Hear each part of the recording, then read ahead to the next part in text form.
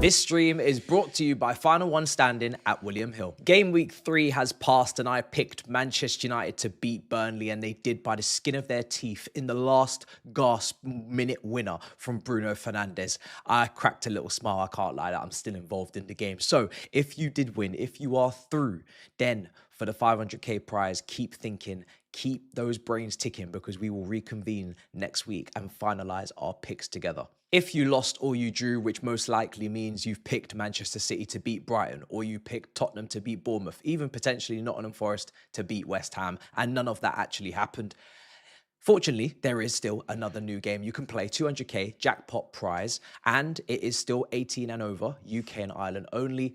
T's and C's apply, of course. Gamble aware, gamble responsibly. You can join via the website or the app. Click the link in the description or scan the QR code on screen. Let's get on with the stream.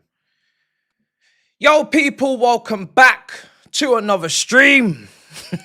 I see Turkish LDN huffing and puffing, sending his son to bed early. 6-0 demolition. 6-0 demolition is absolutely outrageous. Absolutely nasty. It will send you spinning. Send your head to Pluto. I can't believe it. Yes, the green screen is still here. Apologies. It will be gone, hopefully, actually, factually, by the end of the week. There is still behind the scenes things happening. It's a mess back there, so I'm keeping it crisp. I'm keeping it clean. If you're a member, you've seen the video just dropped earlier, a couple hours ago. I did show you what was behind. There was a lot going on, but there's a big, beautiful plan back there, and it's going to look sick. The studio is changing, guys. It's upgrading. New season. It was meant to be at the start of the season. It is what it is. It's now. We're getting it done in the international break. But let's speak about Chelsea, right? Because we need to have a little meeting. It's not an emergency meeting at all. 7 points from 9. It's not an emergency meeting. It's not titled that. It's just a little gathering. It's a little coming together. It's a conversation. It's really just a confirmation of what we believe we can really achieve this season. What are our aims? What are our expectations of players, of manager, of board? Of course, the transfer window is closed, so there's not really much more that the directors or the ownership can do going into the first half of the season until January. They've kind of made their moves. They've done their deals. Now it's over to us. And I'm not going to lie. I said this to you guys, even I think on the transfer window reaction. I'm just glad the window is closed first and foremost, because boy, am I tired of talking about transfers and players that could be joining, might be joining, didn't join, would have joined, should have joined if it wasn't for UEFA restrictions or whatever. Every single summer, it feels like there's some sort of issue as to why we can't do what we would like to do, whether it be PSR, it'll be FFP, it'll be a further potential ban if you don't meet this restriction, this regulation with this corporation, UEFA, FIFA. I don't give two shits anymore, man. Shut that damn window as it has been and let's move on to the football. So big up the chat, big up everybody in the building. Emmanuel, what's going on in the chat? Whoa. Emmanuel, brother, it's early. Big up Emmanuel for the gifted 20 memberships. Big up to him. Like I was just mentioning, we are currently doing membership content. We're doing it once a week. It's a little bit more. I mean, it's not going to do shit for the algorithm. That's why it's not public. It's for members. You guys can see what's going on behind the scenes. I talk to you about personal things, what's going on in my life. We do a Q&A. We do a call-in, etc. So let's talk. Where do we stand? Now, first thing I want to say is my bad, because I can see how my words were misconstrued because they were what I said, and it was incorrect. It was not what I meant to say in my "we failed" transfer. I don't take it all back. I'm gonna outline what I take back and what I don't. We have definitely improved the squad. When I listened back to it, because there was like over 1,100 comments, I said, "What's going on here?" I said, "Raw, what's happening right now?" My bad. Okay, my bad. Because what I said in there is we got worse. Incorrect. Factually, categorically, monumentally, drastically incorrect. We have definitely improved the squad. What I meant to say is Jackson to Gu is not improving. That's what I meant in terms of before the deadline day, we had Jackson, whether he was going to be here or not. We're going to talk about Jackson in a minute because we just found out the facts from the sporting director. I don't know what's going on there. Before the deadline day closed, it was Jackson, an injured Delap, and a João Pedro. That was what I ideally would have wanted going into this round of fixtures. I've already gone through it on that video, what Delap is missing, what Gu or a João Pedro. And by the way, Buenetti, Brighton loanee, who we're going to have to speak about because he's not registered for Champions League. We're going to have to talk about that. That got weaker. From Jackson to Gu, in my opinion, that got weaker. Now, a lot of people, of course, now listen, we're backing Gu. We're absolutely backing Gu. I'm hoping Gu can show that he's ready to play for Chelsea. But ideally, for me, would have sent him out on loan. Some people will disagree with that because obviously Gu is just going to be able to finish better than Jackson in a lot of opinions.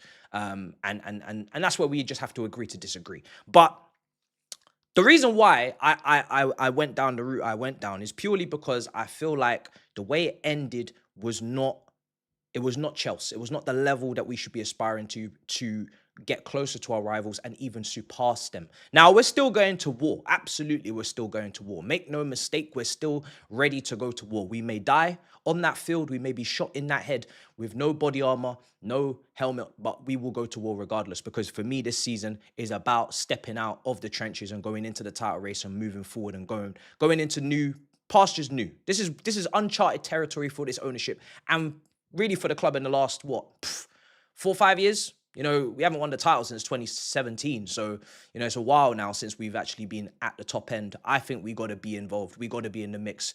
You know, I don't believe at this point you can currently have chest for Chelsea if you're not at least involved in a title race mentally. You're not thinking we can go and get involved in the mix. There should be nothing stopping us. In my opinion, there should be nothing stopping us. We should not be sitting here saying, nah, we'll give that a pass. Nah, we're not feeling it. We're not feeling it this year. Next year. We'll get them next year. What?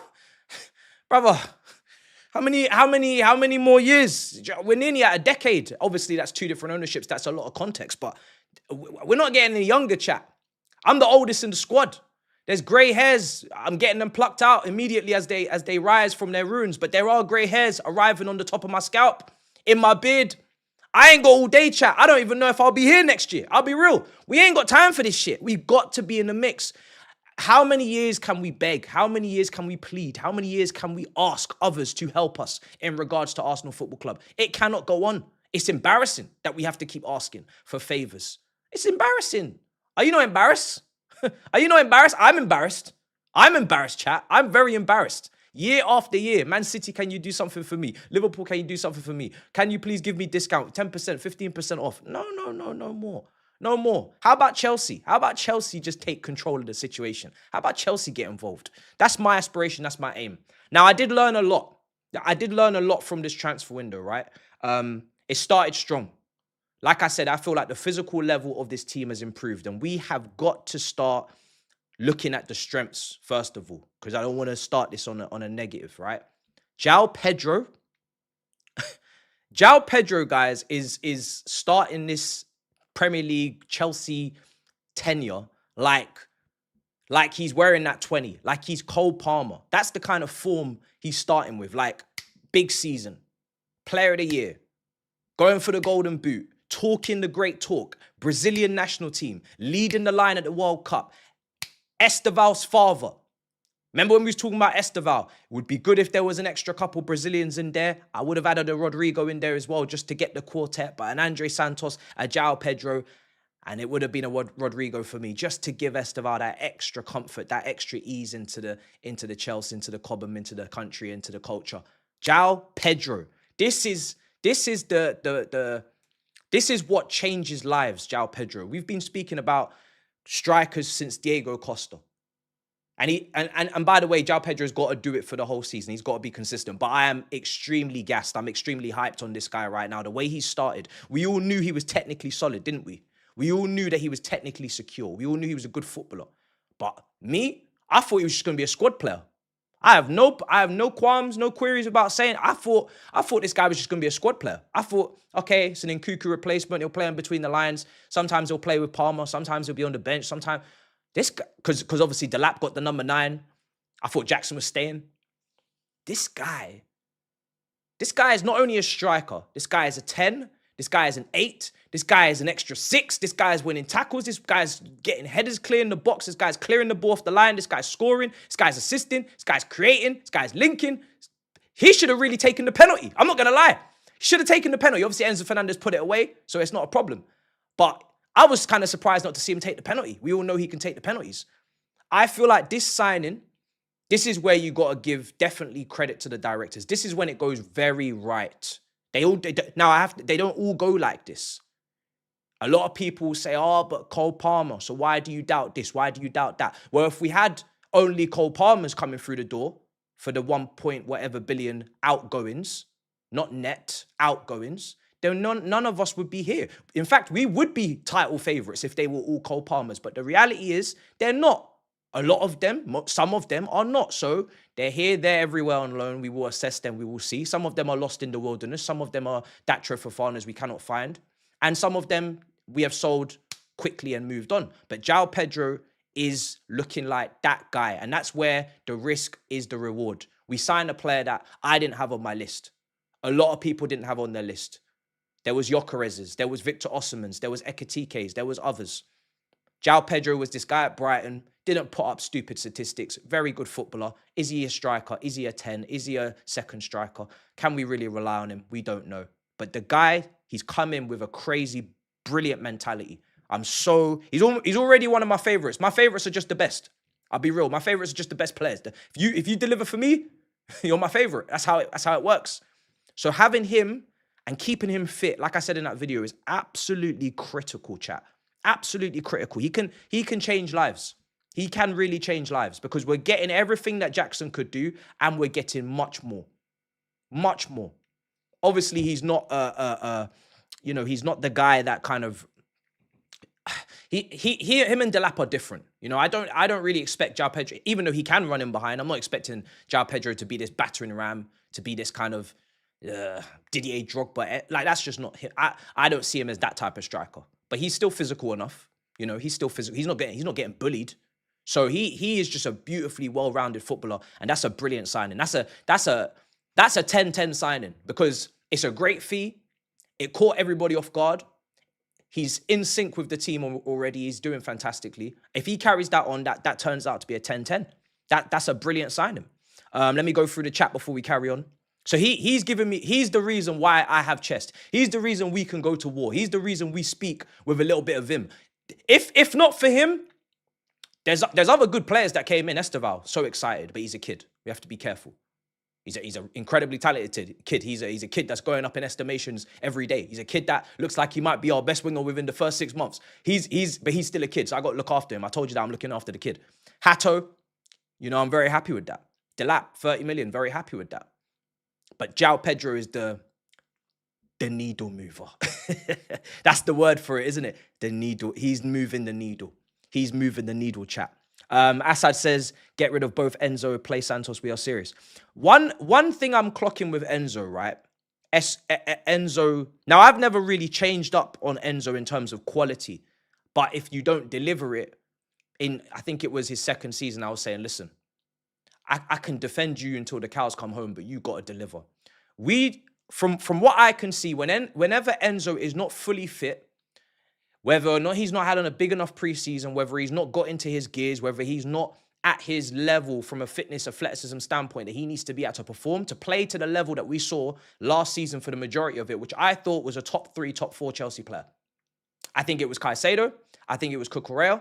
And then for me, I would probably go Enzo above Palmer because I feel like Enzo Fernandez, in our worst period under Enzo Maresca, Enzo Fernandez was still standing up in that winter period. Enzo Fernandez was still performing. Enzo Fernandez was still trying to pull us out of the trenches, still scoring some big goals, etc. So that's just me. Maybe I'm getting it jumbled. Maybe I'm getting confused. Maybe there's someone else you're putting third. But I definitely have him as a top 4 performer last season. So when we're talking about Enzo Fernandez in the first few game weeks and people are already saying this, that, the third, you're more than welcome to say as you please. But for me, if he's not fit, you play Santos. If he is fit, I know what this player can bring, what this player can give us. So I'm not stressed. I'll be honest. I feel like last season he bridged that gap between can he do it in the Premier League, can he not? Is he going to be a flop? Is he going to provide something? Is he going to prove? I'm not saying he's finished. Work's not done. Job's not finished. But I am not about to concern myself with Enzo Fernandez right now because the quality in midfield is too much. It's too much options. The Maresca's just got to make the decision as to whether the guy is ready to play 90 minutes from the start. If not, you have options. Use those options. But in terms of the actual quality of the player, I don't have any concerns. I don't have any questions. I don't have any queries. I don't have anything I don't have any worries, because I know, like I've said on record multiple times, if this guy leaves this football club, he is going to a top club. I'm telling you now, he will not go back to Benfica. He will not go to Burnley. He will not go to, I don't know, Botswana. He will go to a top club. Okay? So it's only the first 3 games. Obviously, everybody has their opinions how he's utilized, and it goes round, swings and roundabouts every time. That's up to the manager, right, to get that right. Manchester United with Cunha and Mbeumo will be the biggest test as to whether our defense can hang or not. I mean, obviously, so far this season, that is the highest quality and caliber of attack we're going up against. I agree. Will it be their biggest test? I think their biggest test came against PSG. I think that attack was much more in sync. That attack was much more frightening in terms of the system, matched up with the quality, matched up with the form. This Man United team, even though the individuals are there in that attack, it's not synchronized. They're not swimming. So I wouldn't say that's their toughest test. This defense now, you're taking out Levi Colwell, I understand you. But this defense has taken on better, the very best in Europe, in fact. So we should be beating that damn team. But I'm going to keep doing this thing where I go to Old Trafford with chest, I speak a whole heap of nonsense, and we end up getting a 1-1 draw. It is what it is. So let's carry on. Now, one thing I have learned, and we already knew this, but we just needed evidence. The rule change of the beginning loophole of 10 years amortized on the contracts, Caicedo, Enzo Fernandez. Everybody always asks, okay, why, how and why did we sign Enzo Fernandez, Caicedo, and you can even throw in Mudryk. I think he's the 3rd most expensive signing in this ownership tenure. How did we sign these guys for over 100 million? Where's that ambition gone in regards to signing more players for over 100 million? First point, and I have to keep making this clear. When Roman sold this club, we had to spend $1 billion in the first 10 years. So there is no point in these guys' eyes wasting time when you spend that $1 billion. They just spent it. And that was in line with what they did at the beginning. They made their changes. They got rid of Petr Cech. They changed the coach. They changed the physio. They changed the grass cutter. They changed they changed everyone. So why would they take time with the $1 billion? Of course, they just went mad and spent it, right? And they were learning along the way. So there were certain things they didn't even know about. I don't think they knew that we had to qualify for Champions League. They thought this was a closed shop. You just qualify every single season, like many American sports. There was learning along the way. Obviously, Todd Bowley as a sporting director, and then given the keys to people qualified, you would hope.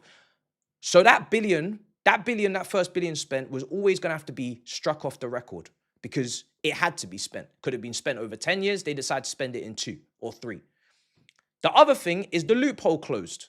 So I've learned quite quickly, as much as I want Rodrigo, we ain't signing Rodrigo. And that's something we're going to have to get into our heads. When it comes to these big names that are going to cost 80, 90, 100 million, we can't amortize the contracts over 10 years. It's only 5 years. We're not signing these guys.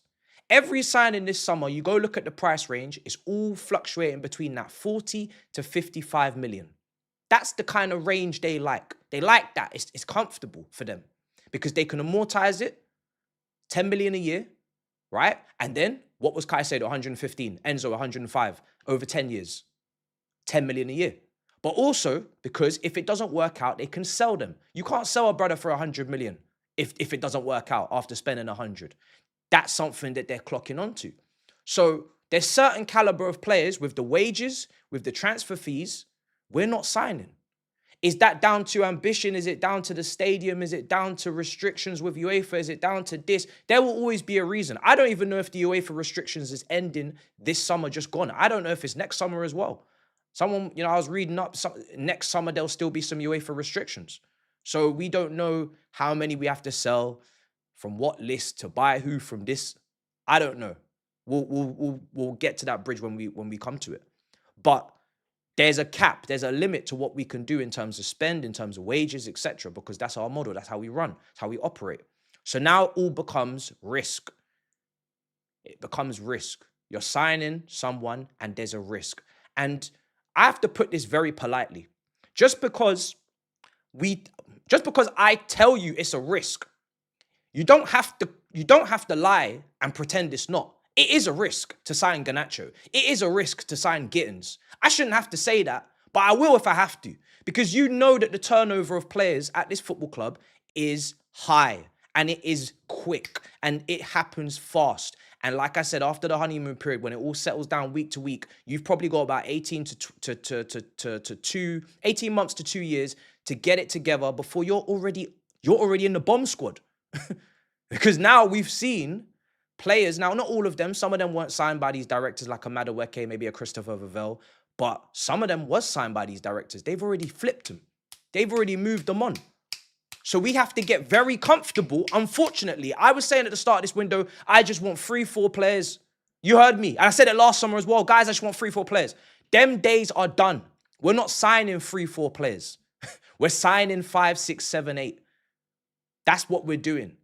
And it's going to keep flipping and keep rotating.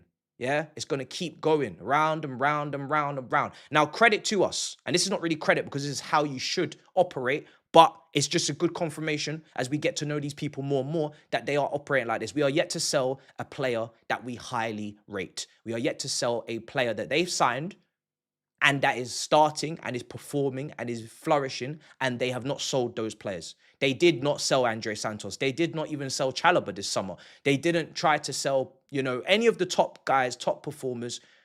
Colwell, new contract. Reece James, contract. Cucurella, new contract. Caicedo, new contract. That is very important. Let it be known that is very important. Because if you were trying to move these guys on for the profit margin, not the mid guys, not the guys that no one really minds if they move. There's something there, but we don't really know, so we can move on. Madueke's, Jackson's, they split opinion. If you were moving on the top guys, there'll be riots. So it's good to see that you're not doing that. It's good to see that you're not doing that. But have I now understood after signing the left wingers we did that we are going to make progress in a slower, more incremental way than we could? Yes, absolutely. If, in my opinion, if we have the summer that I would have hoped for, we'd be joint title favorites. Fuck second favorites. We'd be joint title favorites. Joint. Obviously, some unlucky injuries have occurred. Without those as well, that's important that Colwell's not injured, that Delap's not injured. Do a couple of we're joint title favorites. We're joint title favorites. But because of the risk, because of the gamble, the profit margin, the wage, the certain windows we can open and close, we have just slowed ourselves down again a little bit more. And it's okay because I guess, like Grizz said on the Big Six debate, the progress can be 80 points from 69. The progress can be first Champions League season, getting to a last four, winning a cup. That can be progress. But at some point, you're going to run out of gap to make up. The only gap you can make up is just runners up to winners. Runners up to winners. And again, like I said, before I get to the chat again, the Penders, the Insaminos, the Kendry Piazes, the Quenders. There's even a brother in Kazakhstan that looks like Sergio Aguero. These guys keep people patient, keep people in line, in check, because there's always someone else coming next to keep an eye on. There's always someone next summer or the summer after that. And the only thing I don't want to get into is next year. No, next year. No, next year. No, next year. You're running out of nexts. It's got to be soon now. You know, because and the reason why I say that, two reasons. The manager and the players over the last 3 months have developed a winning mentality, whether we like it or not. We should all love it, but they have developed a winning mentality. We can see it in the back end of the season with the run. We can see it with the summer. We can see it with the 2 trophies that have been bagged. Of course, the Conference League has a massive, cap on it because it was piss easy. But even going 1-0 down, having to come back, the whole world was watching and laughing. We brought that back. PSG, everybody had us getting slapped. We won that. There's a culture that we are creating. Maybe it's the Australian motivation speaker. You know what I mean? Big up to him. Maybe it's him, the manager, the captains, multiple captains, James, Colwell, Enzo, etc. But whatever it is, behind closed doors, there's something going on. What I don't want to do is suppress that because we keep adding uncertainty, adding excuses, adding risk, adding no, go be yourself, go win, because that's what you want to do. Go and do it. Whether the manager had every box ticked in this summer, we will never know, right? Because he'll never tell us really, because he has to kind of put up and shut up anyway and fall in line, because that is the whole thing. Everybody's working in harmony and synchronized, right? But I don't, because we got players getting into their prime. You go check the ages of some of these brothers. They're getting into that 24, 25. Pedro Neto is 25. Soon Caicedo, Enzo, Cole Palmer, these guys will be old enough to win. They'll be old enough to do damage. It won't be youngsters anymore. It won't be kids. It will be, let's go and do damage. And when that time comes, I would like to think that we would supplement that with players that can actually get us over the line, even within the restrictions. Because I don't want to just be the runners-up, the bridesmaid. I want to be the bride. And that's the key here. That's the key. But they are creating it. Let's see what's going on in the chat, because I know some people got things to say on what I've said. We have a smaller stadium too. We are behind Spurs. The stadium is definitely capping us, bro. Absolutely. The stadium is a problem. But it's not an easy problem to solve, because as much as I would love to just say, oh yeah, let's just pick up and go anywhere, I don't believe in that. I don't believe that Chelsea should be playing like on the other side of London, in North London. I don't think that's right. Obviously, Arsenal got away with it. They were in Woolwich, and now they're in wherever they are, right? That's their business. But we are exactly where we started. And I take a lot of pride in that. When I go to that stadium, it might not be the glitz and glamour. It might not have the NFL. It might not have but let me tell you, that stadium there and that heritage and history there, you don't take it for granted. Because we got to keep... Look, I get it. Football's changing. A lot of... There's the modernization of the game across the board. Very little of the game is as it was. But let's not forget what this is. When you strip it all away, this is a football club that was started by supporters, by fans. They have a name, they have a location, they have a badge, they have a kit, and they are in a certain area in the world. And it's a community. That is what football is. Football is... Different communities have created their own teams to play this sport. Let's not overthink this as well. So we can't just be picking up clubs and putting them all... If Newcastle said to themselves, right, you know what? No one wants to live in Newcastle, so we're just going to play in London. We're going to move. Newcastle, yeah, we're going down to London. We're going to go and play in Canary Wharf. What? What? No, you're not doing that. We're not having that. You know what I'm saying? There's always a limit. And obviously, look, for some people, limits will be higher and thresholds will be higher and lower for others, right? And obviously, the older crowd, I'm sure their majority really trying to stay exactly where we are. I'm open to moving. It's just got to be within that area. And that's the problem. That area is incredibly expensive. There isn't much places to build. Earls Court, that was never going to happen because they're building some sort of shopping center. I don't know what's going on over there. So it's difficult. And to be honest, if it was easy, Roman would have done it. Do you think Roman didn't want to build a 60k seater? Of course he did. You think like that brother bankrolled and took all the debt? You think he wouldn't have built it if it was easy to do? He would have got it done by now. So obviously there's got to be a conversation, there's got to be a middle ground, but there's got to be a plan, and there is no plan. That's the thing. Like, as much as people want to get onto the CPO and say, oh, you got to pass this through, oh, you need to... Look, they are there for good reason. They are there so the Chelsea Football Club name is as it is, and it doesn't become Chelsea Rangers or CFC London, or, you know, and we actually follow some sort of respectable plan by people who actually love this club. Let's not get it twisted.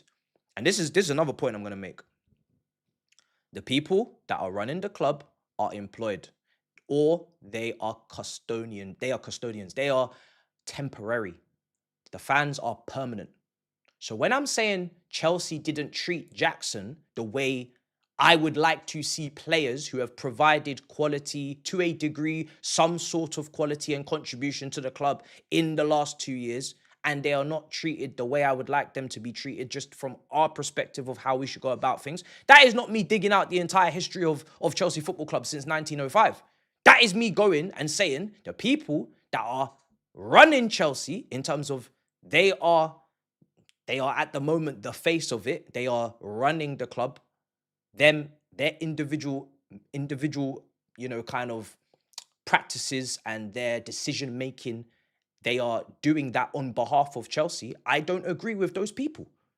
That's fine, because those people won't even be there the whole time. They're just temporary, so it's not that deep. But look, on Jackson, because we are there now, I did say I don't want to get too happy clappy about this deal until I see what the details are in the devil of it. Because, hey, it sounded a bit too good to be true. It sounded a bit too good to be true. And now it's coming out. Look, first of all, can I just say, the quotes that came out were so brutal and so ridiculous for a player that you've brought through the door, for a player that you signed. You have already told him, nah, you're not staying here. Nah, you're not starting. Like, excuse me, aren't you meant to be motivating said player? Aren't you meant to be making sure said player is settled, said player is happy to be at your club, said player can perform? If Harry Kane goes down with an injury, said player will play. So Thomas Muller's not there anymore. So I don't not understand what's going on with those quotes. Those quotes are crazy. I've never seen a sporting director or whatever he is, a chief negotiator, CEO, COO. I've never seen anyone come out and say that about a player they've just brought in. A player that's happy to be there, by the way, a player that wants to be there. And that's what you have to say to embarrass him. Now, of course, his agent, lawyer, all these people are coming out. Look, yappa. I'm not going to lie. You guys are talking too much right now. Talking a whole lot. You spoke a bit in between the deals happening. Now you're speaking again. I'm seeing your names, Kamara and all these guys. I'm seeing your names on the timeline far too often. You guys are background characters. Let's keep it a buck. You got a little taste for the limelight. You think now you're on stage, you can sing your heart out. Brother, it's X Factor. It's 4 X's. Leave the stage. You guys are talking too much. Yappa. So it's crazy comments. It's crazy comments. A loan is a loan, but there was meant to be an obligation. And this is what I was saying. What is the terms for the obligation? Is it minutes? Is it goals? Is it achievements? Is it starts? Look, everybody was gassed because we got 70 million and he was leaving, right? Because he's a scrub. He's now looking like he's going to come back next summer. So for a loan fee, and whatever penalty fee they have to pay, which I don't know how much that will be, or even if they will pay it, maybe it will be Jackson's, people that will pay. I don't know. The deal is looking a lot less appetizing. That's my point. Whether you care to admit it or not, loaning someone out up front to bring back maybe Washington, I don't know what's going on with him. Apparently he was going to be recalled for a loan fee of 14 million euros or whatever it was. It's not really that. It's not really as impressive as it was being made out to be. That's all I'm saying. Hopefully our season is fantastic regardless, and we don't ever think to ourselves, oh, we could do with someone, we could do with this, we could do with that. But that, that is now what Gu has to be. He has to do his thing and he has to provide. And obviously he can't play in the Carabao Cup against Lincoln. So maybe George plays. I don't really want to see him up front as a lone striker, but it is what it is. It is what it is. But the current state of play, we got options and we got depth. The team's improved. Now, like I always said at the start of the window, you got to measure that improvement alongside the ops, alongside the others. because they are our competitors. How much did they improve versus how much did we improve? That's why I don't really do this whole, we picked up this many points against these oppositions last season and look how we're getting those points against them this season. They have different managers. They have different players. There's been transfer windows. Like, it doesn't work like that. That is not a good calculation or a reflection of points improvement, because the teams aren't the same. So you got to figure out a better way of doing that, right?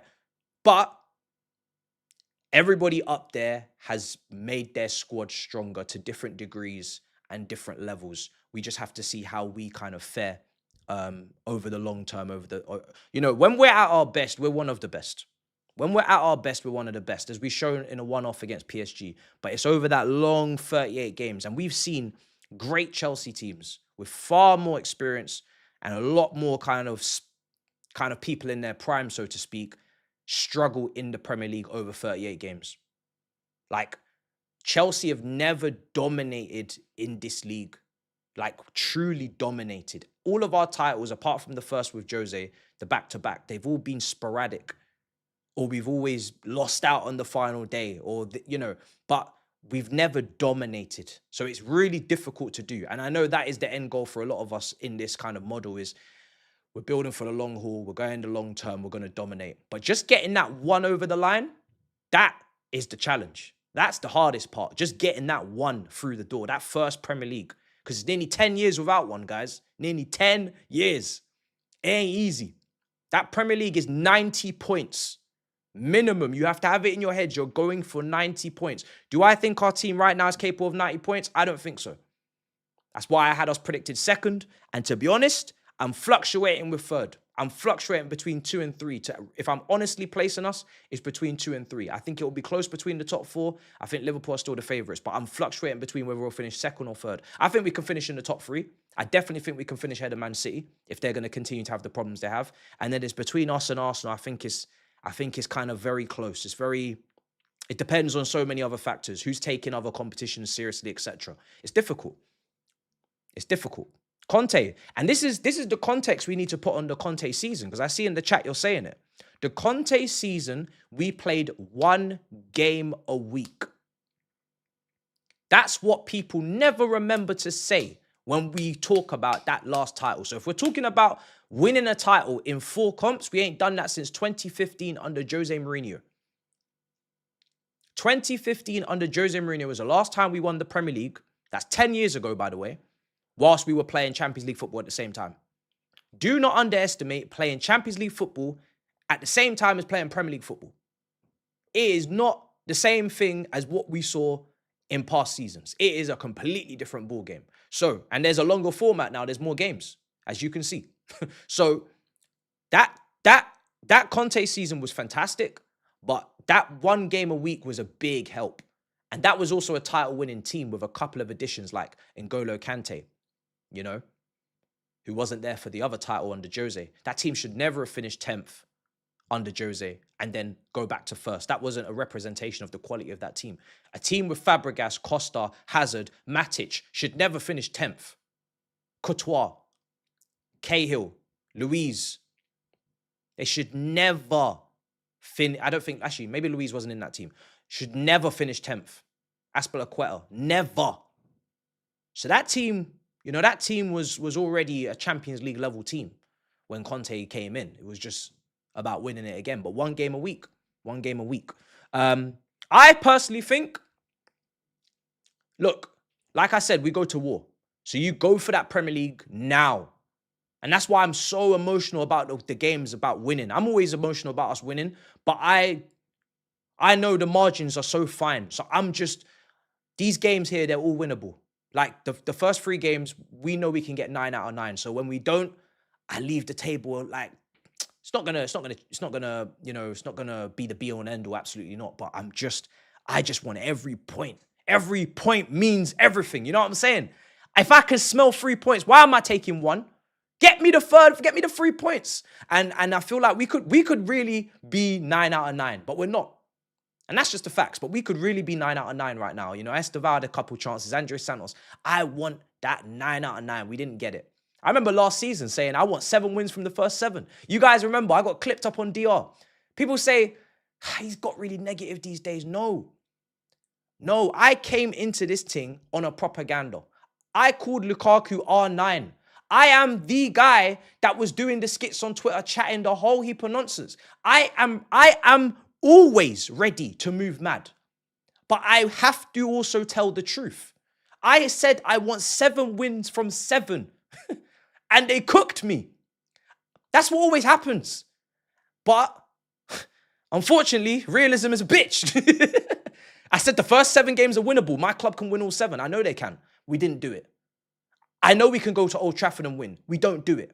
We have to do these things. So then when I'm having these arguments about Pedro Neto on the timeline today, big up the brothers, you know what I'm saying? Yes, I expect Pedro Neto as our oldest, most experienced Premier League, for how many years he's been in this league now? 7 years. 25 years old. In form. Yes, I expect you to get more than 10 Premier League goals in a season. Yes. Yes, I do. Because you're capable of doing it. So go and do it. Because Esteval's a kid in his first season. Because Garnacho, I didn't even rate him that highly. So I can't really then ask of craziness from him. But it's still his first season at Chelsea. I have to stick to my rules and regulations. And same with Gittins. You are the one that is the senior. You're the one that is costing also the most. You're the guy that has to deliver on that flank for us this season. You're going to play the most minutes. When I say that, people run. Where are you running? Why are you running? Why are you running? If we rate our players, let's put some expectation. This is not Tottenham. This is not a Conte situation in a press conference. These guys play without pressure. These guys don't want to play with pressure. These guys don't want to play with expectation. Brother, Quenda is going to be cooking at Sporting all season. No, that's the plan, right? Kendry Pires at Strasbourg. Brother, that 7 shirt is very valuable. You don't see how we take shirts off people's back? That 7 shirt is very valuable. It's very pleasant on the eye. You have to perform. I can't in good faith sit here and tell you if you don't perform, you'll still be here next season. Look at the revolving door of these players. Everybody thinks they're safe until they're not. I can't sit here in good faith and tell you if you don't put up more than 10 goals, they won't kick you out the door. They could. You see me, I'm that sibling that's not afraid to tell you the truth. I'm not going to mollycoddle you. You're not a kid. You're not 21. You're not 20. I'm not going to sit here and pat you on the head and cradle you and feed you a bottle of milk and give you food and say, there, little one, don't worry. No. If you don't perform under this ownership, you could leave. They could send you to the bomb squad. Do you understand how volatile it is out here? Jackson thought he did enough. He thought, okay, do you know what? I got 15 non-penalty goals. I followed it up with 9 before mid-December. I got 1 more in the last 6 months, but I was injured. So do you know what? Worst case scenario, they're going to bring in 1 guy and I'm just going to be on the bench. They brought in 2. And one of the guys they brought in can play in the 10 and they still kicked his ass out. And not only did they do that, they said leave. Then they said actually come back. And then they said leave again. And you want me to sit here and pretend like my brothers and sisters are safe? If I criticize you, it's because I love you. It's because I'm looking after you. I'm looking out for you. I'm not going to sit here and lie. Your job is insecure. I'm not going to send you emails on Football Manager telling you your start. You know on FIFA Career Mode when they send you that email saying, hey boss, can I start? I don't, you know some people, they ignore the message. They ignore the email. They said, I didn't see it. Sorry. I don't want to hurt your feelings. I will reply to that email saying, no, you're not starting. You're 16 years old. You're 54 rating. It's a Champions League final. You're not starting. You know what I'm saying? Man, them want to lie. Man, them want to pretend they didn't see the email. Pedro Neto sent you an email saying, hey, if I just get some good crosses into the box and I scored the same 4 goals that I got last Premier League season, is that going to be enough? Reply. Say something to him. He's asking you a question. He cost 60 million. Oh, but you're just fine. You just keep tracking back, and as long as you do your due diligence, when Willian was doing it, we loved him. Bollocks. When Willian was doing it, you had his head on a stick. When Willian was doing it, you said, get out the club. There was all sorts of talk, all sorts of agendas on Willian. So why are we lying in broad daylight now because it's Pedro Neto? What, because he combs his hair in a different direction? Because the beard's fully in place? Nah, I'm not doing it. We're not doing it. We want to be in Premier League conversations, so we got to have Premier League mentality. And that means certain people have got to perform. They have to have top seasons. I don't care if you've done it before. I don't care if you're not capable. You have to. Because there's many man, I can't ask of that. I can't ask Gittins. I can't ask Garnacho. I can't ask Esteval. I can't ask. I can hope. I can wish, but I cannot demand. It's not fair to demand. There's a lot of brothers I can't ask, so I have to ask you. That's it. I have to ask you. So, and this is a big club. People say, oh, but take it easy. This is Chelsea. It ain't easy. If you want to take it easy, then you go to a mid-table team. You go to a team that isn't fighting for important things. This is a club that goes for the jugular, goes for trophies. When we go to Wembley in a final, I expect us to win. I don't expect us to lose like we have the last 4 times. So, yes, it's pressure. But that's why they're here. They know that. So, I don't understand. Like, even when we're doing the watch-alongs, people will be like, oh, just go easy. Do you think bald brother Steve in the crowd is going easy? Do you know how many swear words I'm hearing when I'm at Stamford Bridge in the Matthew Harding Lower? Do you think these players on the pitch, when they're communicating with each other, when someone's made an individual error and someone's just about stopped the chance from going in, do you think they're not swearing? Do you not think they're cussing and blinding? Do you know what happens behind the scenes in the changing room? Do you not see the docs? It's a big club. People get cussed. It has to happen. There's a certain mentality that has to be instilled. I know the world's gone soft. I know people can't swear anymore. I know YouTube will put me on the guidelines. They'll tell me, oh, it's not made for kids. I know what will happen. The content is restricted in 59 countries. I know. But this is Chelsea Football Club. We're world champions. We have to act like it. And that's all I'm saying. We're world champions. We have to act like it. There has to be some sort of expectation. There has to be. It's not a free hit. It's not a willy-nilly. It's not that.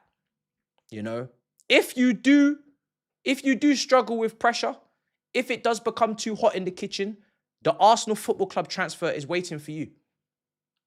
We will sort the paperwork as always. Signed, sealed and delivered for a good price. The pressure will come down. Many men have done restaurants over there. Many men have done the swan song the last few years in the Premier League over there. Many men have gone there and had a quieter, calmer life. We can arrange that for you. But whilst you are here, and whilst you are a grown-ass man and you're not 20 or 21 in your first season, yes, there is pressure.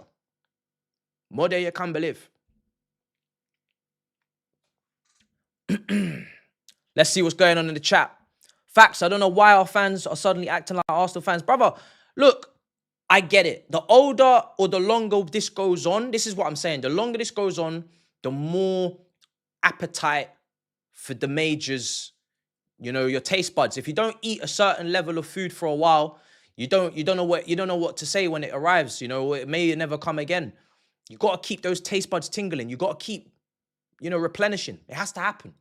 Every couple of months, you got to go out for a good meal, just so you know what it tastes like. It's not got to be every day. It's FFP, absolutely. You got to stick to your regimented weekly schedule. I get it. But every now and then, you got to go and have a good meal. Got to go get some steak, just so you keep them taste buds in line. They know what the fine divine food is like. Because otherwise, you get lost. You think that the chicken nuggets and chips is levels. It's not levels. It's not levels, chat. And this is my thing that always baffles me in this football club. In any football club. If you rate the players and you rate the manager, why are you trying to downplay what we are capable of and the expectations. Why would you gas us and then put the low expectation or the low demands? Why would you do that? It doesn't make sense. You can't be excited about your team and rate them highly and rate the recruitment highly, and the directors are getting new contracts and it's all kumbaya, akuna matata. And then when I'm starting to say, right then, so what do title winning wingers do? What do title winning attacks and defenses do? What do title winning performances look like? Or title contending, right? For this season. And then people run. Now I hear screams. Ah, I can't do it. Run on, no. What's going on? I thought you said you were ready to go to war. Why now when there's gunshots, you're running? Why? I'm confused. We've had our training. We're loaded. Are we not? Do we not have our weapons? Are we not ready? So why are we running? It's crazy to me. You know what I'm saying? We got to, I'm not afraid to lose. I'm afraid to not try to win. That's what I'm afraid of. Look, I hate losing in anything, right? I hate losing. But I'm more afraid of not trying to win. That's what I'm really afraid of. And we've just started winning shit. So now, as we should be thinking about what we're winning next. And the next after that. There's a culture we got to keep up. Not everything in the Roman era needs to be abolished. There was a winning culture and mentality that needs to be kept. It can be done differently, absolutely. But don't ruin what we have become, right? Because boy, I tell you, a lot of other clubs, they would love to be us. They would love to be one of the most successful teams in the last 2 decades. They would love to have a winning culture, a winning mentality, get the job done in finals. Whether you play well, whether you don't, you find a way. You dig in. They would love that. They would absolutely love to have it. So don't wish it away. Don't wish it away, because it's not for everybody. It's not for everybody. I disagree strongly. Big transfers prove nothing. Remember Lukaku. Listen, absolutely. I'm not saying the big transfers are guaranteed hits. Absolutely not. And that's why when Pedro came in, and I was like, okay, I like the player. I don't really understand what we're trying to do. Okay, I've seen us a couple times in the Club World Cup. Oh, I see how this could work now. Oh, this is really working, etc. So it's not always the big names. It's not always the big hitters. However, I always talk about some balance, right? When you've got a 21-year-old Gittins who's coming into this league and is 100% going to be raw, 100% going to be inconsistent, 100% going to be, up and down, my thing would be to bring in someone else who's going to be consistent, someone else that's going to be relied upon, who can do a job in terms of what you're getting week in, week out. I cannot sit here confidently and say Garnacho can be that guy where I know what I'm getting week to week. That's my concern. It's always been about balance. Doesn't mean you have to get Rodrigo. You could even go and get a Semenyo. You could go and say, all right, Semenyo's 25. We're going to pay a bit extra. Maybe the resale value is not as high as a 21-year-old, but you know what? We've already got a 21-year-old and another 20 and another 17-year-old and another 16-year-old. We're going to just get this guy just purely because it feels like he's about to break out, like he's in his prime. He's much more mature. He's ready to take that step. Just a little bit of balance, a bit of back and forth. Same thing with the third striker. Absolutely, most of them are young. Absolutely, most of them got the resale value. Absolutely, most of them going out on loan. But could you just give me one little low cost? Remember, I said I wanted Guirassy. I didn't ask for, a couple of years ago, I didn't ask for no spectacular, expensive, high wage. I said Guirassy. Release clause is 17.5 million. There's no resale value, but there's also 17.5 million on Washington, who's fluctuating between Santos and Chelsea and's got 1 goal in 19. So you can definitely wash away 17.5 million sometimes. But you know what? With Guirassy, you're going to get a bit of balance. Older. Yeah. Knows his role. Yeah. Gives you goals. Yeah. Relied upon a little bit more. Supplement. That's it. But again, that's my way of going about it. That's not theirs. And that's not a problem. It's not a problem. Just means we gotta make sure that we win. You know, you can't do all this and not win at the end of it. As long as this is building up to winning, it doesn't matter how it's done. It doesn't matter if it's their way, your way, my way, anyway. Just gotta build up to that. And also, it can't be 10 years from a title from now. It's gotta be soon. You know, we need to be moving soon. We need to be moving soon. Because I always say when your ops do it in front of you, that's when you're really gonna realize you ain't got time to waste any longer. Everybody's got time whilst Liverpool are winning it, Man City, because no one's really hurt. And if you are hurt by Liverpool, you're not as hurt as much as you would be. Let Arsenal win a league. Let Arsenal win a league and see how much time you got. Emotions be running high. You know what I'm saying? To the Maresca, Palmer, and Enzo lawyers. And also because our players are also here ready to win, some of them. You think Caicedo's not ready to win a Prem? You think Cole Palmer's not ready to win a Prem? Or to be involved? Like, time hasn't stopped, you know. Just because the guys keep getting younger and there's more 17, 18, 19-year-olds that we're excited about, it doesn't mean that the guys that have been getting experience these last couple of years are getting younger. They're ready to win. Look at Colwell. Look at the way he was talking. Look at the mentality he was showing before the injury. That brother was ready to win. So who am I to now say, nah, we can't win yet because these guys are still kids? Sorry that you're ready to win, but these guys aren't ready, so you can't win now. These brothers are going to look at me like, yo, should I stay then or should I try to move? Whilst you keep making excuses. You keep saying next year. I'll just go and do it this year then with someone else. You know?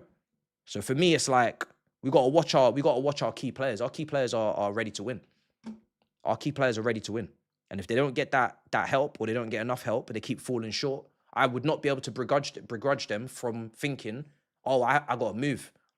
I gotta take the next step. I gotta do a Van Persie from Arsenal to Man United because I need to go to the team that's gonna get over the line. No. I'm not trying to be that club. I'm not trying to be that club. So, Enzo's lawyers. Assad, bro, is it every day? Is it every day with you, bro? Fucking hell, man. We're trying to have a good stream and you're just going on and on about these things. We've already addressed this, bro. We've already addressed this.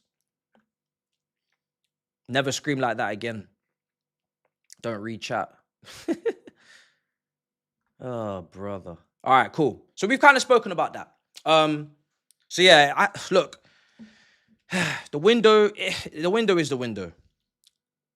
The reason why I said we failed is because I don't believe anyone should be accepting a 6.5 incoming out of 10. I don't know how many windows we're in with these directors, but I know it's more than David Ornstein said we had to wait before shit would be done and be ready. I know that for fact. I haven't brought it back up because I'm in a good mood. We're world champions. But let's not forget what David Ornstein said, judge us after how many windows. We are definitely past that. So I'm gonna just put that right there and put a pin in it. But should I be looking at our windows now and saying, again, it's just a feeling. It might be a 10 out of 10 at the end of the season. It might be a 6, it might be an 8, it might be a 4, it might be a 3. So that's your kind of risk to take. As I said, you know, you take that risk on having Gittins and Garnacho. That's your risk to take. You take that risk. However, at the moment, it feels like a 6.5. And I feel like I want to feel like, yo, I want to feel an 8. I want to feel like a 9. Why not? Why would I not want to feel that? You know, that's what Liverpool fans are feeling right now. They're feeling 8s and 9s. They're feeling great. Obviously, it's different for them. They ain't got no UEFA sanctions on their head top, and they ain't spent last summer. But I'd love to have a window under this ownership where I just feel like, okay, shit's sweet. Dangerous for the ops. And hopefully it will just come because people will surprise us and shock us and perform over the odds. They'll do more than we expect them to do. But based upon the evidence given, with what Gittins has done, evidence, Garnacho has done, evidence, the evidence doesn't match what the expectations are. You see what I'm saying? I now have to ask of you to do much more than you've ever done in your life. And at a young age. Is it fair? It's up to you to decide. But we sold incredibly. Not that that is what we witness on the pitch when we're obviously watching the game. We don't think, wow, we sold 300 million worth of players in this build-up play right here. When we're trying to score a goal at home, you know, to Bournemouth, we're not sitting there thinking, rah, what a 300 million incoming cross that was. You know, but it's important that we sell well, because the agenda is mad. You know, we're in a net positive. A lot of people won't like to hear it, but you know what I mean? Chelsea made a bit of money this summer. So, you know, hopefully it helps the narrative. Hopefully it helps the narrative. We got a solid squad. We do. That's why I'm still going to war, bro. There's parts of it that I think aren't really strong enough, but very few. Like, it's really just the striker I'm concerned about and the left winger. Now, the fact that Buonanotte is not in the Champions League squad is very unlucky. Unlucky. Because when he signed, I don't think they planned for Gu to come back.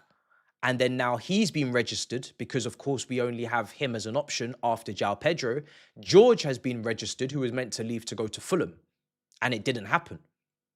So it's unfortunate because the kid came in, he thought he was going to play Champions League football, and now he's not. Now, look, he's not our player, so I only can care as much as I care. And that's like a medium amount of care, because if it's not our player permanently, then that's what happens.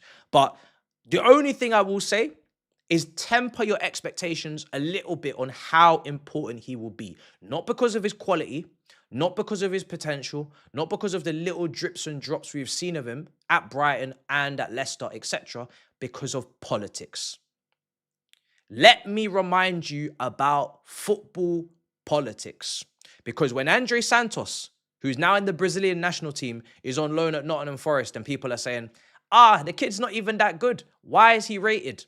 It's because of politics. They don't play him because he's not their player. They prioritize their own players. And that is exactly what I would expect us to do. If there are minutes to be given, I would expect us to prioritize our own players before prioritizing him. There is no obligation. There is not even an option to buy on the loan. Are we here to develop and improve Brighton's players? Absolutely not. So I feel like he's got to do a lot more to get minutes than, say, other guys that have actually cost the club fixed fees. That makes sense. Return on investment, ROI. I need to see ROI. I need to see return on investment on the players that have permanently come to this club transactionally fixed. The loan is a really kind of emergency loan. It's if shit hits the fan, bare injuries, in you go. Hopefully you can do something. But it's not someone I expect to see loads of, and that's why I just said Carabao Cup. Maybe a couple. Well, I actually said some games in the Champions League when easier fixtures. He ain't even going to get those. You know, if Palmer's injured, etc. You know, it's between him and Gu, depending on where João Pedro is playing, and that's probably after Esteval. Esteval will go into the 10, and Neto will go to the right, and Garnacho or Gittins will go to the left before we'll see Buonanotte in the 10. You'll see Esteval in the 10 before you see Buonanotte. It will be Palmer, Esteval, then the kid on loan. So it's going to take quite the injury, stricken team for this guy to get in my opinion, just because of politics. You say return on investment is a football club, not a bank. This is part bank, part football club. Do you not see the way we are operating? If it was purely only about football, Garnacho, whether you like it or not, would not be at this football club. Because we would sign someone better. Or Gittins. One of them. I keep saying Garnacho, but really I should put Gittins in here as well. One of these two, if it was purely about football, would not be here, because it would be, one is not ready. Let's get one that's ready to help the other one while he's not ready. Not get two that aren't ready. So it's not just about football, whether you like it or not. It is also business. Business. So that's just what it is. It's really important that obviously, of course, Maresca trusts Gu. That's the first thing. I don't know how much trust he's going to have in him, because we obviously didn't see him play him loads when he did have him. So let's see how that goes, because that's important. If he doesn't trust him, we start seeing Neto up front. Even though Gu's in the squad, he might still do that. Hopefully we don't see that, but we have to have that in our head as something. especially in big games, you know, especially if you're going into a big game against a Barcelona or a Bayern Munich and João Pedro has to play 10 or whatever. You know, I could see him putting Esteban in the 10 first, or Pedro Neto up front, João Pedro. I could see him doing a lot of things first before he puts Gu in at the start. I'll be honest. I can see him doing a lot of different things first before he puts Gu in at the start. So again, Gu's another guy that's going to have to do a madness.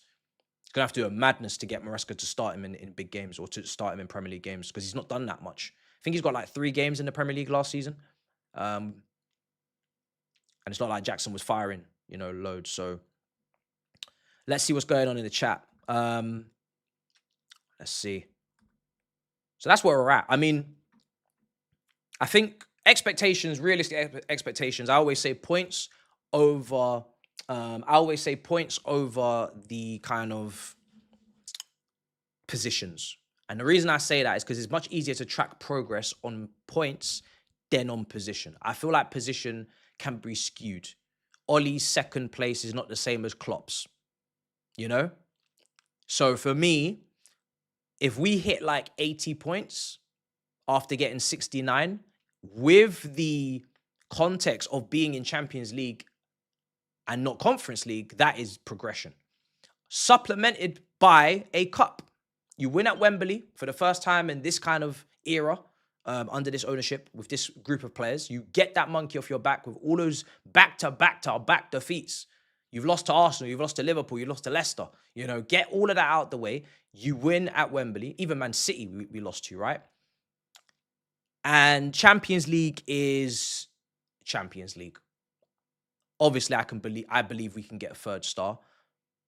That's what I'm aiming for. Win the Champions League. Some people say get to the semis. I don't give a shit. We can win it. Just go and just try and win it. What's with all this semi-quarters? Just go and win it. Now, are we favourites? No. But it's Champions League. That's our heritage. Our European and global heritage is immaculate. It's unbelievable. It's beautiful. We've won it all. We win this one, we're equal with Manchester United. Big Manchester United, who have been here for how many years, how many decades, how many generations. Big club. They tell us we were only founded in 2004, 2005, 2003, whatever year they want to put down. So, we're still new. You know, we're still new, and look at our European heritage. So I think we can definitely do a madness in Champions League. It's knockouts. Anything can happen in knockouts. So any knockout competition, I'm trying to see Chelsea's name engraved. Premier League is a slog, and it's long. And you got to get luck with injuries, especially us now, with what we've already got out. We got to keep these guys fit, and we got to have a lot of guys performing at levels they've never performed at, in the attack in particular. And if they can do that, and obviously the centre-backs even, they've got to have big seasons. They're going up against Saliba and Gabriel. That's what Tosin and Chalobah are going up against defensively. It's Saliba, Gabriel. It's Van Dijk, Konate. That's the levels we're going up against. If we're the 3rd best defence, those two are obviously the guys that you're looking at, because City have a lot of injuries and rotations always. So that's what it is. And if you can be with those guys, then fantastic. Absolutely fantastic. Right, we're going to go for 10 more minutes. What else have we got? So current state of play, ownership, we've spoken about kind of what we can expect now these days. We've done a couple of predictions. I want to do some fun predictions as well. That's it. A lot of people getting timed out, blocked, all sorts of madness is going on in that chat today. Josh breakout season. I would love a Josh breakout season. I've been talking about Josh for ages. Well, not ages, to be fair. I've been talking about Josh for a decent amount of time in terms of, I think that's a guy that could really go up crazy gears if we just got the game time. People's perception of him, what they see him as, and what they rate him as, just generally across the board would just change. Mad levels of change. You know, it would change quite a lot. When do you think Hato will be getting phased in? Hato is, for me, it all depends on how long it takes for him to be able to play centre-back. Because Cucurella is one of, if not the most informed left-back in the world. And I would even say you could stretch that to full-back in general. Just both sides. Because he's locking down the best wingers. He's locking down players that people think he's going to get cooked by, or he's going to give him a game, going to give him a tough run. Nuno Mendes, right? That's all well and good, but he got absolutely cooked by Gusto and Palmer in the Club World Cup. Cucurella is holding shit down. So you are talking about one of the most informed fullbacks on the planet. Hato is not getting in front of him. He's not right now. It's just not happening. And that's fine because Cucurella is at a really good age. And this is the balance I'm talking about. So I'm being consistent because the balance that I see in some positions is what I would like to see across the board in as many positions as possible. The balance that we have at left back is beautiful. This is the balance I want at left wing. We have a Cucurella in his prime, delivering 8, 9 out of 10s every week consistently to a point where we don't even have to speak about him anymore. And then you have a Hato behind him who's still young, still developing, still improving, gonna have his ups and downs, will learn from Cucurella, and he doesn't have to worry about being Cucurella's understudy because he knows as Cucurella starts to tail off, he will start to improve and he will take that place naturally. That's what I wanted at left wing. Someone that's going to do the business, handle it, and then the transition of power. And there's many positions like that you have. I think that's the best way, and that's how I've seen title-winning teams do their thing. I've not seen a Premier League title-winning team where it's just bare kids. I've not seen it. I can't remember it, you know? So that's why I keep referencing what I've seen. What I've seen is title-winning teams that have balance, that have some leaders, that have some experience, that have some youngsters, that have this, that have that. If we are the first to be that one that just wins it with kids, then fantastic. But I have not seen it. And this is not Bundesliga. This is not League On, where you have a monopoly, where you monopolize the whole league and you can do whatever you want. This is the Premier League, where someone can slap down 130 million for Isak and make your project go back a year. Because we could, you know, one thing that everybody needs to remember is you can keep planning, but you never know when the rain is going to piss down. You never know when the wind is going to blow. So we can do all the planning and know 2026, 2027, 2028, this is where we're going to be. Then we're going to be there. Then we're going to be there. And then somebody just says, Isak, 130 million. Whoa. Whoa, we didn't see that coming. Whoa. What's going on? What's going on right here? Why are you messing up the plan? So you have to bear that in mind. You have to bear that in mind. You can't quantify or calculate what others around you are going to do. When they snap and move mad and just do a madness for no reason, what do you say to that? You know what I'm saying? You can't really plan for it. So it's always an option, especially in this league. It can always happen to you.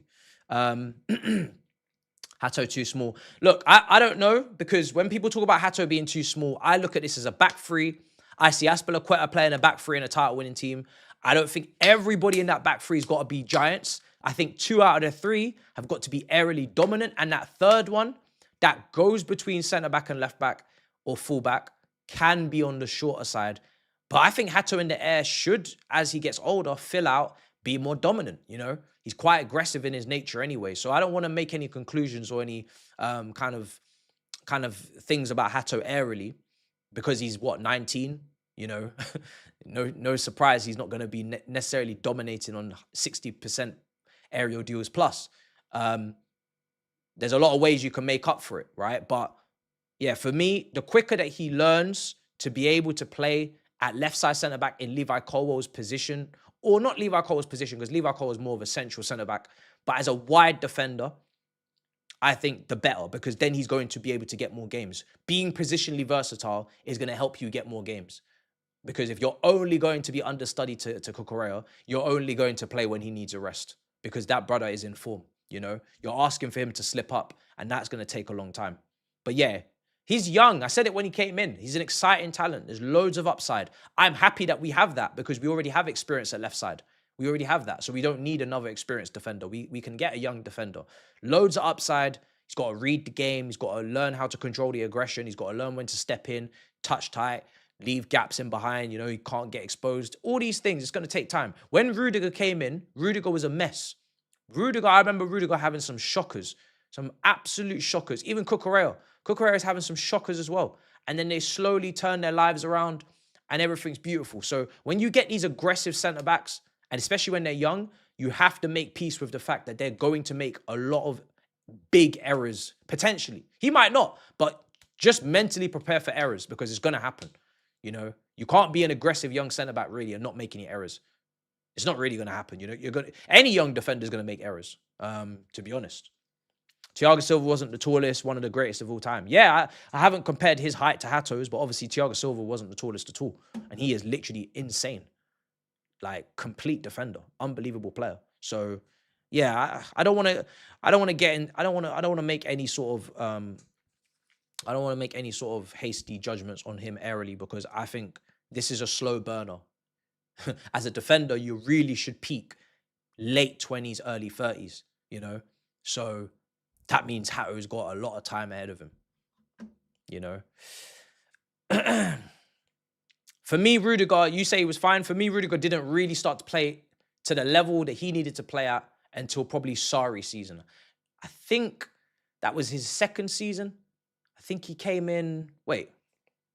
Let me get this right. Conte... Sorry, no, Lampard. Yes, second season. Lampard season. Am I doing this in the right order? Sorry, Lampard. Sorry season was okay. The defense as a whole was okay. We had David Luiz, we had Rudiger, we had Christensen. But that maybe the way we played was quite helpful to them, because we played a very kind of slow, kind of controlling, high possession type of football. So we didn't really expose ourselves a lot in that season, I remember. But even under Sarri, yeah, it wasn't Tuchel. Tuchel is when it really went mad. Lampard's season was very dodgy. He almost really left the club. I was Zuma, Tomori, Rudiger, Christensen. There were so many defenders, so many options. We didn't know who was going to stay, who was going to leave. Sarri was, you know, but yeah, when it was Tuchel was back three. That was when it really, really went mad. That was when it really went mad for him. I saw a rumor that Blue Car looking at buying Santos. Yeah. They are. Well, I mean, listen, I've not been watching England. I've not watched Andorra, so it's fine. I've not watched England versus Andorra. I'm taking a break from football in the international break. I'm just trying to build this, and I'm just trying to chill and just recharge, because the transfer window was crazy. I don't need to see England play Andorra. I know they're going to win.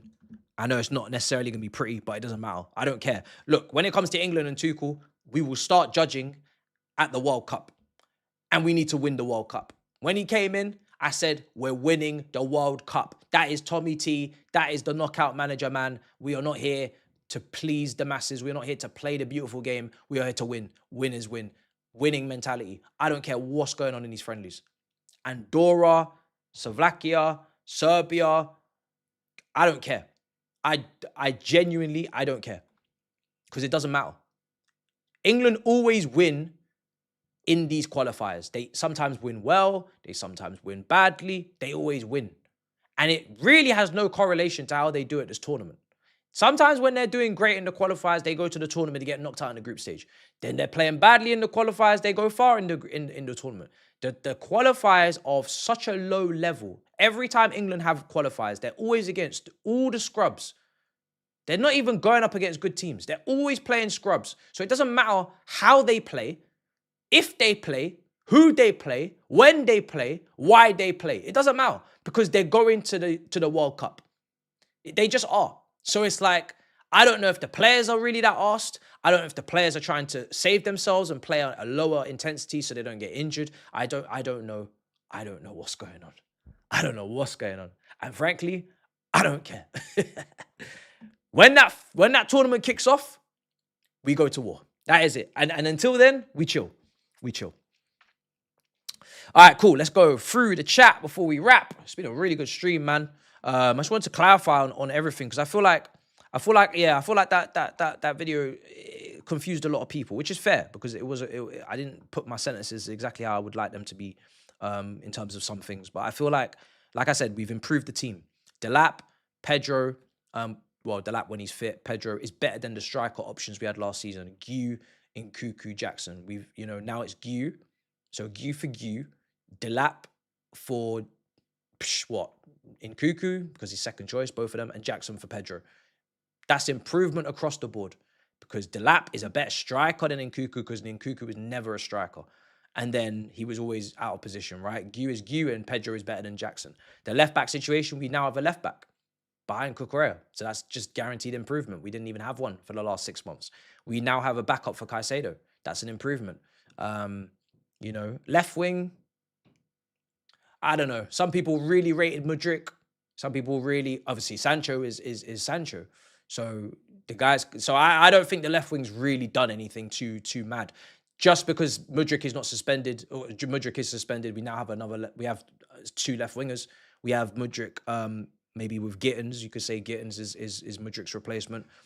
We have someone that, you know, is available and then has a few attributes that we like. And Garnacho, Sancho is polar opposites. Let's just hope that the other end of the spectrum is better for the system. And that's really it.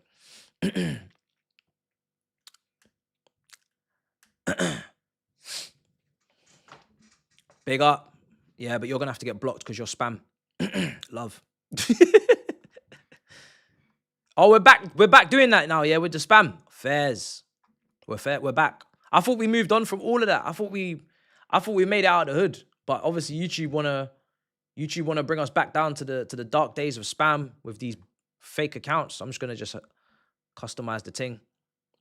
Predictions for the next games. Good. That's a good way to end it. Absolutely. Let's do predictions for the next games, man. Let me see.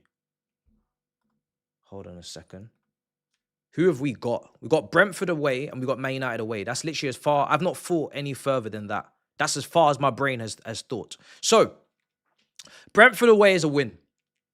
No excuses, no question marks, no queries, no Q&As, no nothing. It's a win. You go to Brentford, 8 o'clock on a Saturday, you win. Brentford are way worse than they were last year in terms of the quality in that team. Lost the manager, lost the 2 strikers, lost the captain, nothing. We need to beat that team, right? Go to Bayern Munich away. This is the fighter in me. I'm not playing for a draw at Bayern Munich. The only reason I'm telling you that is because of this Jackson transfer. We have just dealt with them at the back end of that window. There was clearly a bit of tit for tat, negotiations, and now these quotes, Jackson as well involved, even though he's kind of like it's a friendly fire situation because I don't think he's done anything wrong. I don't think he's said anything wrong about the club. He's actually really kind of been very gentle and nice with Chelsea in the way that he's spoken about us, even though the end was not as nice and polite as it should have been. We got to go there on a mad thing. Now, obviously you draw at Bayern Munich, that's a good result. But I'm saying game week 1, let's make a statement. Let's make a statement. Because for me, it's like, what do we have to lose? You've got loads of league games. You have to F up royally to not get through this league phase. This new format, for me, is easier to qualify than the old format. The old format was a group. How many times did we see big clubs go out of the group? Barcelona, back-to-back under Xavi. Manchester United, bottom of the group. Ourselves, after winning it, 3rd into the Europa League under Di Matteo/Rafa Benitez. This is easier, in my opinion. Based upon what I watched last season, it's easier to get through. There's too many teams that can get through. Now, obviously, you want to place in certain positions, but even then, Liverpool finished top, they got PSG. I'm not really overthinking that right now until I see where everybody is. Go to Bayern Munich and try and win. Try and win. Absolutely. If it's a draw, it's a draw. But I don't want to see us go over there and kind of park the bus. I think we can go there and just express ourselves and let's try and win. Let's try and win. Let me go look at that Bayern Munich team. Because obviously Harry Kane is the standout. That's a world-class striker. That's a world-class striker. But if I'm being real, why am I running?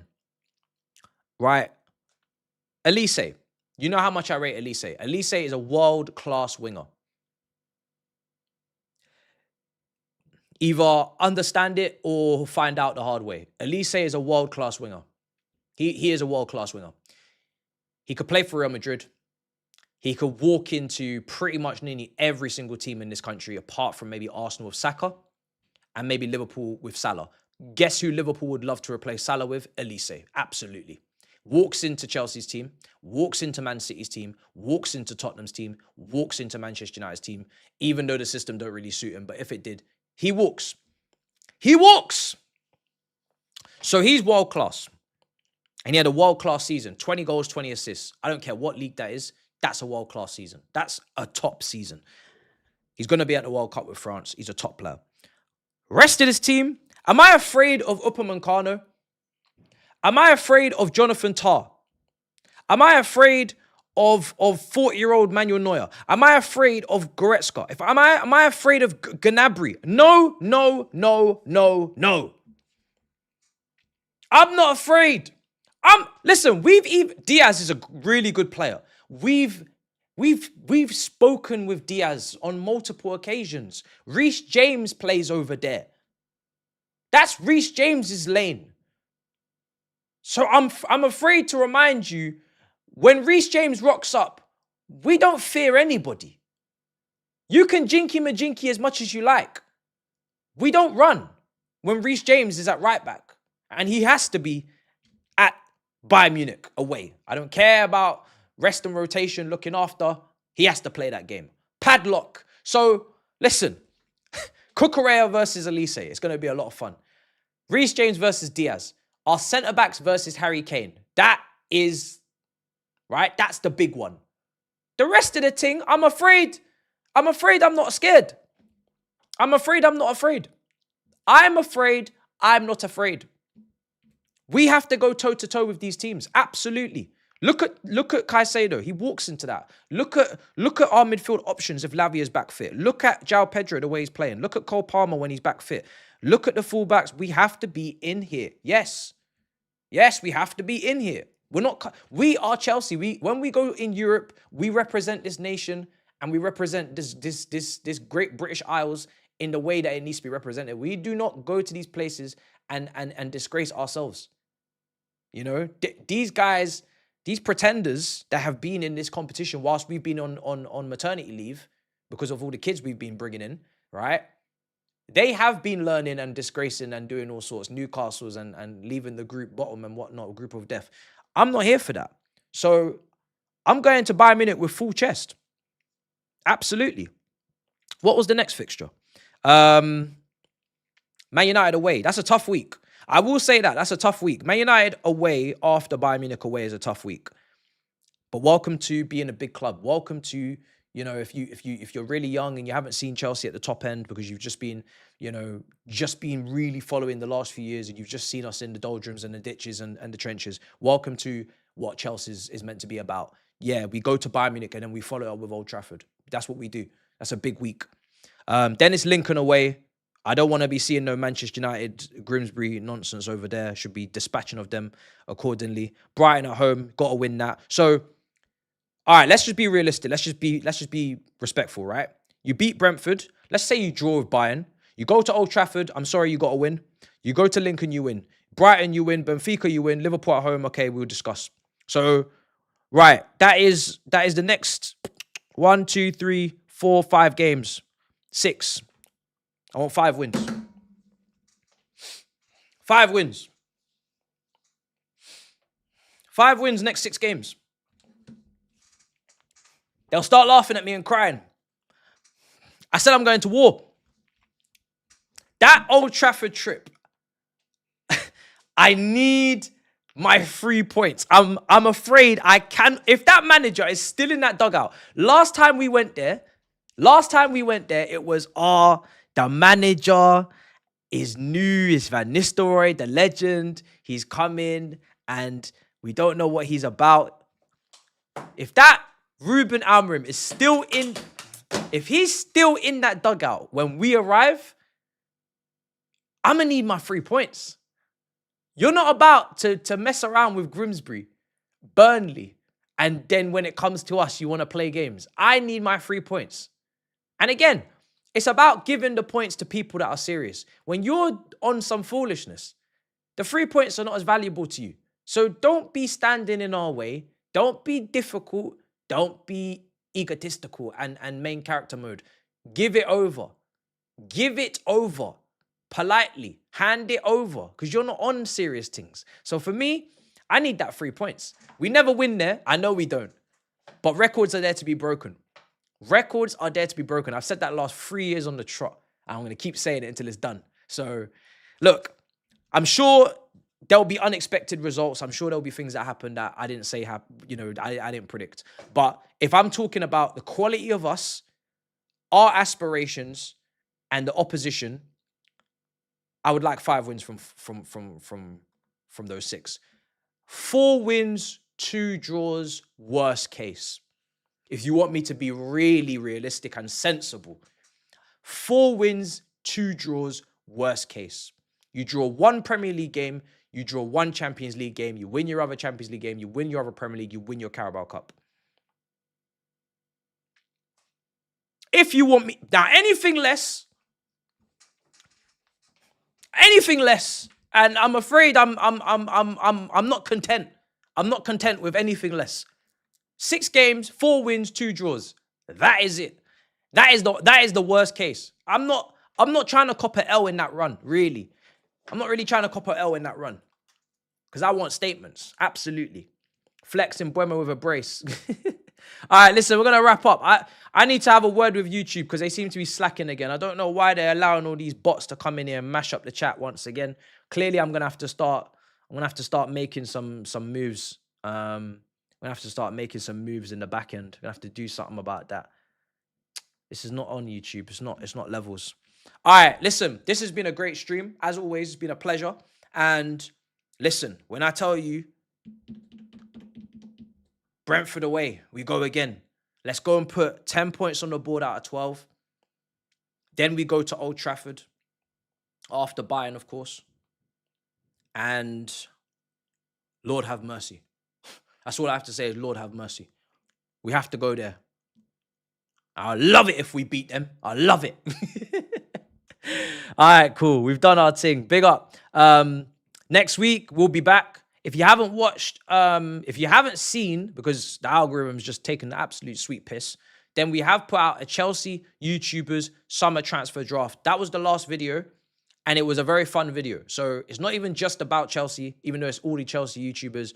It was me, George, Eunice, Nini, Joey, Josh. It's about the Big 6 clubs. So even if you're a rival fan, you can still play the game. It's a game for every Big 6 club team. And it's just about your memory, whether you can actually remember the transfers to make a draft. No phones, right? If you're playing that game with a phone, you're not playing the game. The game is very simple. Big 6 transfers in and out the club, loan or permanent deals. You're making a draft team, 1 to 11. You would like to make the most balanced team you can. You'd like to make a team that obviously makes sense. And of course, that is a group game because you'd play it and other people would get their picks so that you're not just going to get your favorite 11. But I saw some madness in there. Some people were picking 2 goalkeepers. Some people were doing all sorts. It was hilarious, to be honest. It's easy if you've been following Fabrizio week in, week out, day in, day out. You're probably just knowing all the names off the top of your head. But if you ain't locked into the window like that and you're just like only focusing on the big names and you're not knowing about the smaller names, the loans, you're going to struggle. So, yeah. All right. Well, listen, big up. I'll see you guys next week. In a bit, people. Peace. Come on.